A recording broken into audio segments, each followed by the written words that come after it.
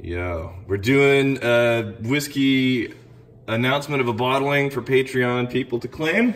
That's right. Okay. Not claim, to purchase. Well, Claims are already done. Claims already done? Claims are already done. Claims are already done. We're emailing them these written notes so they can choose between them. Okay, so this is going available for purchase. This is going available for purchase. Working our way through the tiers. Love the label. Yeah, that's super sexy. Especially the spelling. Now notice we're doing this early.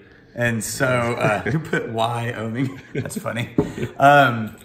We're doing this before we're done. They're bottled. They're just not labeled yet. And we're doing that because we wanted to give everybody a chance at getting it before we finish and they get into the tasting room and all that kind of stuff. Right.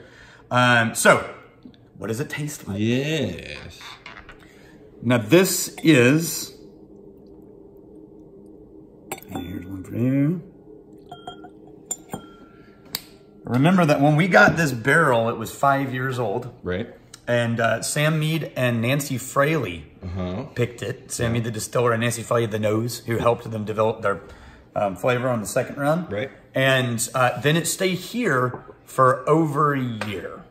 Okay. It's now over a year in Texas. And this is being bottled at cask strength? Bottled at cask strength. Now, the bottle says 6 years old. It's actually 6 years and like 230 something days. Okay.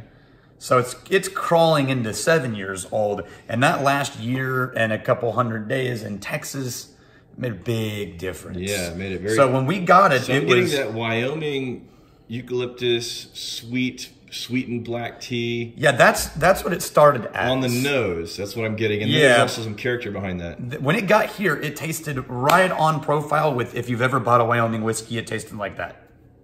Now I'm getting, and this is what I wrote down, I'm getting sandalwood. Sandalwood, yeah. That, you know what I mean? Dude, that barrel from the heat and the age is definitely showing up underneath that classic Wyoming. I'm getting like a vegetation woody note instead of just a sweet wood note. Yeah. Like a dest corn vegetation. Getting more of a honey element than I usually get out of Wyoming. It headed more towards pipe tobacco for me than it did the black tea. Like it switched from just black tea to like a pipe tobacco-y dense leaf black tea. Yeah, yeah. And then after I sat for a while with it on the nose, I got cocoa powder. Like you ever open up a cocoa powder tin, like you can make powdered hot cocoa, and it's that dusty chocolate. Dude, that sandalwood on the taste, you're not kidding. Mm-hmm. Almost a cinnamon sandalwood. I also have cinnamon written down. Yeah. So what I got is, the way that the taste goes is it explodes up front quickly, but thin. Yeah. And then it unfurls into this dense butter candy brown sugar. And then it immediately switches to a barrel bitter note. Right. And really wood heavy. Yeah, yeah.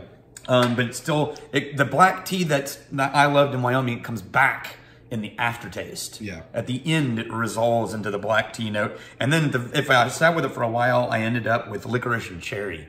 So this barrel influence, it's definitely there more than the regular Wyoming. And that oakiness, that wood note, it does flash in there. But usually whenever you leave something and it's really, really heavily aged, it leaves you with a really bitter finish. Or a dry finish. But this does not. Yeah, it doesn't do that. It lingers with these oils. This is the first time I've had the bottled version. I've had...